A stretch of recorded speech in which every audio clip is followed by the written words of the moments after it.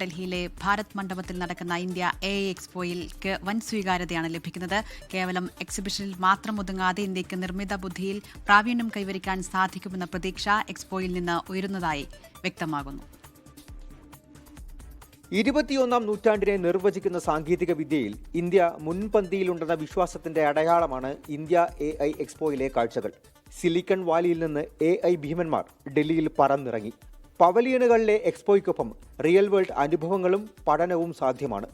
AIയിൽ ആധിപത്യം കൈവരിക്കാൻ global south ഒരുമിച്ച് മത്സരിക്കുകയാണ്.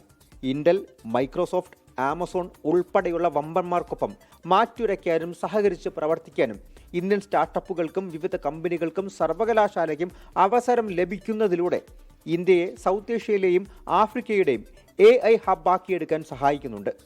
I think this is a great start to be here in India with the India AI Impact Summit. If I really have to say it, this is a great move by the ministry, by everyone involved. One must visit the summit to have a fantastic experience. It's not just the innovations that are coming to life, but the entire vibe is just amazing.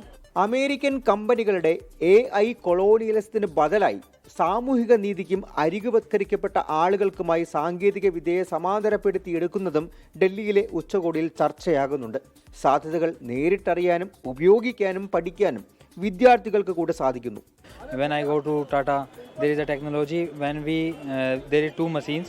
One is set at a distance to ourselves, and if we are pressing something and there is some material between that machine, we can feel it that it's soft or hard. If we are pressing a metal plate, then we can feel it like we are pressing like a metal from our right side. Then I came to know, update about many new technologies, and I really feel very good. നിർമ്മിത ബുദ്ധി കൊണ്ടുള്ള അപകടങ്ങളും ആശങ്കകളും ചർച്ച ചെയ്യുന്നതും എക്സ്പോയുടെ പ്രധാന അജണ്ടകളിലൊന്നാണ്. പ്രധാനപ്പെട്ട രാഷ്ട്ര തലവന്മാരുടെ കൂടിക്കാഴ്ചകളും ചർച്ചകളും നടക്കുന്ന ഒരു ദിവസം എക്സ്പോയിലേക്ക് പൊതുജനത്തിന് പ്രവേശനമുണ്ടാകില്ല. പകരം 21ാം തീയതി ശനിയാഴ്ച എക്സ്പോ തുറന്ന് പ്രവർത്തിക്കുമെന്ന് സംഘാടകർ അറിയിച്ചിട്ടുണ്ട്. ഡൽഹിയിൽ നിന്ന് അർജുൻ പിതാമരൻ, 24.